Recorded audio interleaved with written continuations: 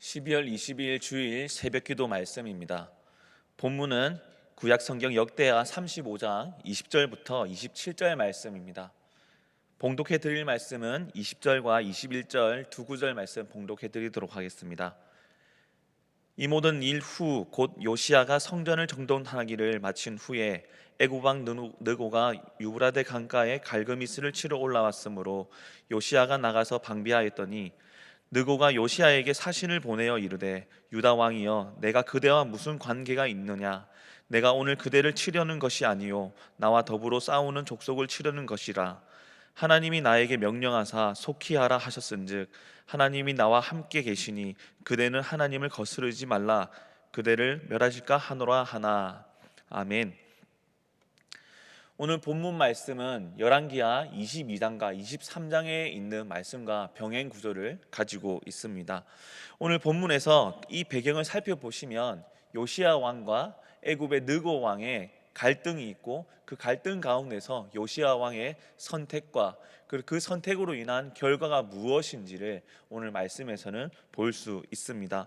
먼저 배경으로 살펴보시면 왜 애굽 왕 느고가 유다 땅을 지나서 북이스라엘 지역인 갈그미스로 가려고 하는지를 살펴볼 수 있는데, 그 상황은 바로 중동의 격변기 시대에 있던 전투를 살펴볼 수 있습니다. 북쪽으로는 아수르, 그리고 북동쪽으로는 바벨론이 자리를 잡고 있고, 바벨론이 이 북쪽에 있는 아수르를 침략함으로 인해서 아수르의 많은 도시들이 바벨론에게 멸망을 당하게 됩니다. 이 상황을 알게 된 애굽은 아수르와 함께 동맹을 맺고, 그리고 바벨론을 대치하여서 전투를 치르려고 하는 상황이 바로 오늘 본문의 상황입니다. 이 상황 가운데서 느고 왕이 유다 땅을 지나 북이스라엘을 넘어서 길가메스 지역으로 가려고 한다는 것이죠. 북쪽 지역의 아수르와 동북의 바벨론은 대립이 계속되는 가운데서 이 유다의 위치가 굉장히 요충지로서 자리를 잡고 있었다는 것입니다. 20절 말씀을 보시면 이 모든 일 후 곧 요시야가 성전을 정돈하기를 마친 후에라고 말씀이 기록되어 있습니다. 요시야 왕의 큰 업적 가운데 바로 성전을 개혁하고 종교적으로 이스라엘과 유다가 하나님과 멀어졌던 관계를 가깝게 유월절을 회복함으로써 나아가는 것을 볼 수 있습니다.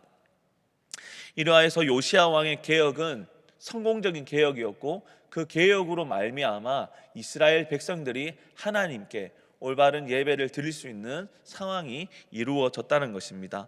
이러한 내용이 열왕기하 22장에 기록이 되어 있는데요. 하지만 열왕기하 22장에서는 이 내용이 전반적으로 긍정적으로 결말을 맺고 있는 것이 아니라 긍정적인 부분이 있으나 최후의 마지막 부분에는 하지만 하나님의 심판은 변하지 않았다는 것을 말씀을 남겨놓고 있습니다. 그리하여서 오늘의 요시야 왕의 죽음을 살펴보면 왜 하나님 앞에 열심을 다해서 그의 조상의 길들 가운데 다윗의 길로 좌로나 우로나 치우치지 아니하였던 이 왕이 이렇게 죽게 되는지를 생각해 볼 수 있다는 것입니다. 20절에서 갈그미스를 치러 올라왔다라는 상황이 기록이 되어 있습니다. 그리하여서 이 남유다의 왕인 요시야 왕이 애굽이 전쟁을 치르러 올라왔기 때문에 손발을 그냥 뻗고 있을 수 없는 상황이라는 것을 생각해 볼 수 있습니다. 그리하여서 애굽 왕 느고의 사신을 받게 되고, 그 상황 가운데서 요시야가 어떻게 방비를 하는가 보시면 21절 말씀에 느고가 요시야에게 사신을 보내어 이르되 유다 왕이여, 내가 그대와 무슨 관계가 있느냐? 내가 오늘 그대를 치려는 것이 아니요 나와 더불어 싸우는 족속을 치려는 것이라 라고 느고 왕이 말하고 있다는 것입니다. 느고 왕의 말은 유다를 치러 우리가 진군하는 상황이 아니라 우리와 싸우고자 하는 자들, 즉 바벨론을 치고자 하여서 애굽과 이스라엘을 지나가게 되는 상황이니 우리의 진군을 허락해 달라라는 사신을 보내고 있다라는 것입니다. 하지만 유다를 다스리는 왕의 입장으로서는 우리의 땅을, 우리의 영토를 쉽게 지나가게 한다는 것도 문제가 될 수 있는 상황입니다. 그리하여서 요시야 왕은 어떠한 결정을 내리냐? 바로 나도 함께 대립을 해야 되겠다는 결정을 내리는 것을 볼 수 있습니다. 21절 중반절부터 함께 계속해서 보시면 하나님이 나에게 명령하사 속히 하라 하셨은즉 하나님이 나와 함께 계시니 그대는 하나님을 거스르지 말라 그대를 멸하실까 하노라 하나라고 느고 왕이 사신의 내용을 말하고 있다는 것입니다. 결국 느고 왕이 유다를 지나서 바벨론과 전투를 치르기 위해 유다를 지나가게끔 협조해 달라는 내용이죠. 하지만 덧붙여서 들어오는 내용은 하나님이 이 명령을 나에게 하셨으니 내가 유다를 지나가는 것이다 라는 표현으로 느고 왕이 사신을 보냈다는 것입니다. 하지만 이 말에 대하여서 요시야 왕은 쉽게 받아들일 수 없던 상황이었습니다. 그래서 요시야의 반응이 어떻게 나옵니까? 바로 20절의 말씀처럼 나가서 방비를 하였다라고 기록이 되어 있습니다. 중요한 것은 20절에 요시야의 행동과 그리고 21절 마지막 부분에 하나님의 뜻을 거스르지 말라라는 그 말씀을 조금 주의 깊게 살펴보아야 한다는 것입니다.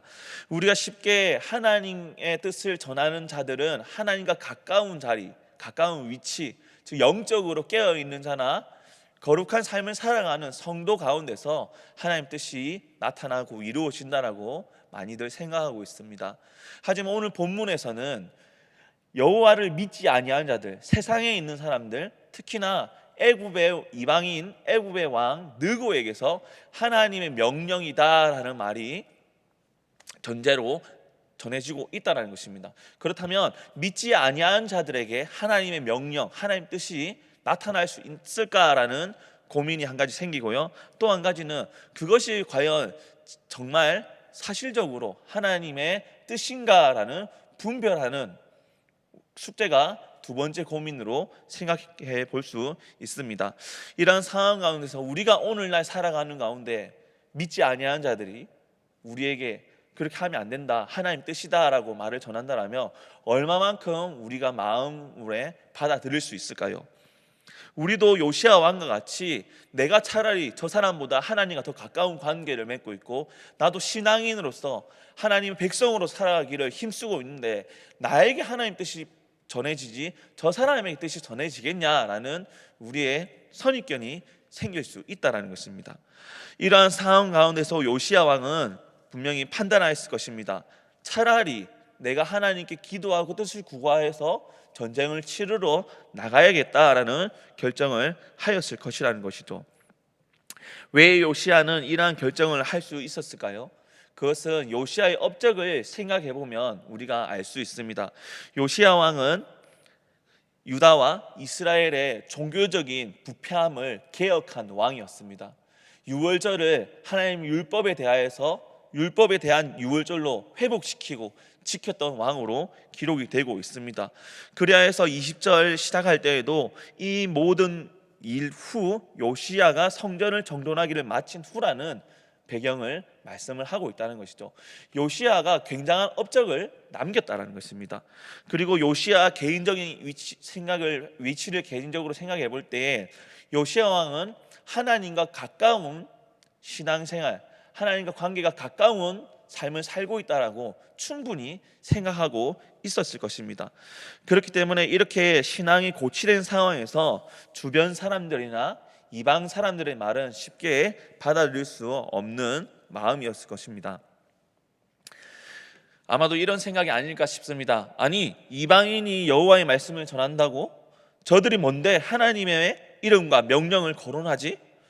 와 같은 생각이 들었을 것입니다. 하물며 요시야 왕의 종교개혁으로 믿음이 뜨거운 시기였을 것인데 말이죠. 22절 말씀을 보시면 요시야가 몸을 돌이켜 떠나기를 싫어하고 오히려 변장하고 그와 싸우고자 하여 하나님의 입에서 나온 느고의 말을 듣지 아니하고 무기또 골짜기에 이르러 싸울 때라고 요시야의 전투를 설명하고 있습니다. 느고 왕의 사신의 전갈이 있었지만 요시야의 마음은 움직이지 않고 되려 전쟁을 치러야 되겠다는 결정을 했다는 것이죠. 22절 중반절을 보시면 하나님의 입에서 나온 느고의 말을 듣지 아니하고라고 역대기 기자는 결과를 기록하고 있다는 것이죠. 즉 요시야의 행동은 하나님 뜻을 거스르는 행동이었다라는 것을 우리에게 말씀하고 있다는 것입니다. 이방인에게도 하나님의 뜻과 명령이 전해질 수 있고, 이방인이 믿지 아니한 자들이 그러한 하나님 뜻을 우리에게 나타내거나 전해줄 수 있다는 것을 지금도 생각을 가져야 한다는 것입니다. 내가 하나님께 가까이 가기를 원한다고 부단한 노력을 통해서 그 위치를 쟁취했다라고 생각하고 있다면 요시야 왕과 같은 교만함이 들 수 있다는 것이죠. 23절 말씀을 보도록 하겠습니다. 활 쏘는 자가 요시야 왕을 쏜지라. 왕이 그의 신하들에게 이르러 내가 중상을 입었으니 나를 도와 나가게 하라. 34절에 그 부하들이 그를 병거에서 내리게 하고 그의 버금 병거에 태워 예루살렘에 이른 후에 그가 죽으니 그의 조상들의 묘실에 장사되니라. 온 유다와 예루살렘 사람들이 요시야를 슬퍼하고, 요시야의 최후가 참으로 안타깝습니다. 느고의 사신의 말을 들었더라면 죽음을 맞지 아니하였을 것이죠. 하지만 요시야는 전쟁을 치르기를 원했고 전쟁터에서 죽음을 맞이하게 되었습니다. 이 상황 가운데서 우리가 연상케 되는 한 왕이 있습니다. 북이스라엘의 왕이죠.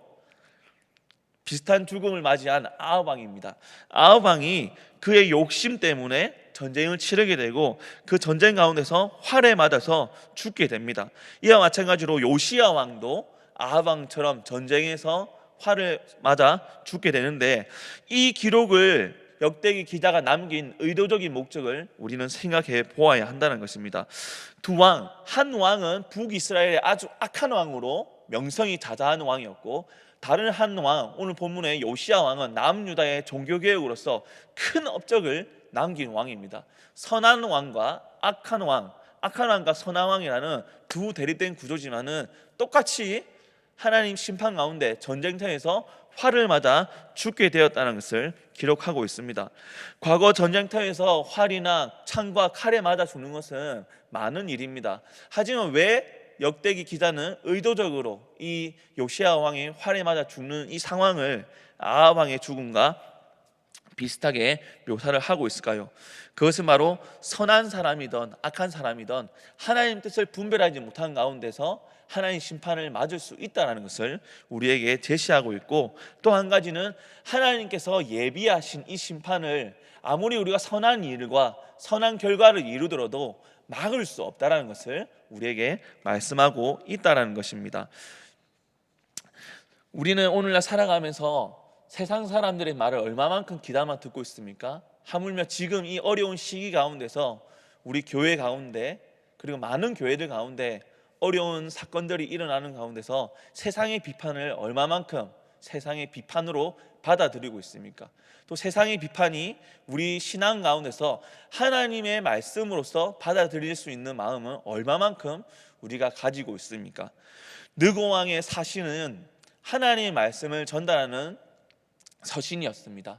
하지만 요시야 왕은 그것을 이방 사람의 욕심, 이방 사람의 말로서 치부하였고 결국 하나님 뜻을 분별하지 못하는 실수를 범하고 말았다는 것이죠. 오늘날 우리도 교회 가운데 일어나는 사건에 대하여서 주변 사람들과 세상의 비판이 없을 수는 없습니다. 하지만 들려오는 그 비판을 단순히 교회를 싫어하는 사람들의 적대적인 행동으로 생각을 하느냐, 아니면 우리에게 주시는 하나님의 말씀이 있다라고 귀담아 듣고 있는가를 다시 한번 더 생각해 보시기를 바랍니다. 오늘 말씀 25절과 27절까지 말씀 보도록 하겠습니다. 예레미야는 그를 위하여 애가를 지었으며 모든 노래하는 남자들과 여자들은 요시야를 슬피 노래하니 이스라엘 규례가 되어 오늘까지 이르렀으며 그 가사는 애가 중에 기록되었더라. 요시야의 남은 사적과 여호와의 율법에 기록된 대로 행한 모든 선한 일과 그의 처음부터 끝까지 행적은 이스라엘과 유다 열왕기에 기록되니라. 아멘. 하지만 요시야 왕의 그 업적은 엄청났다는 것을 역대기 기자와 열왕기 기자는 기록하고 있다는 것입니다.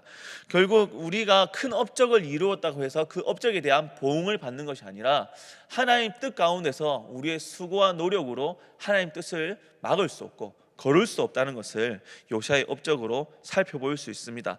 다만 요시야가 그의 삶 가운데서 선한 영향력으로 많은 사람들에게 종교적인 회복에 영향력을 끼쳤다는 것처럼 긍정적인 평가를 말씀을 마치고 있습니다.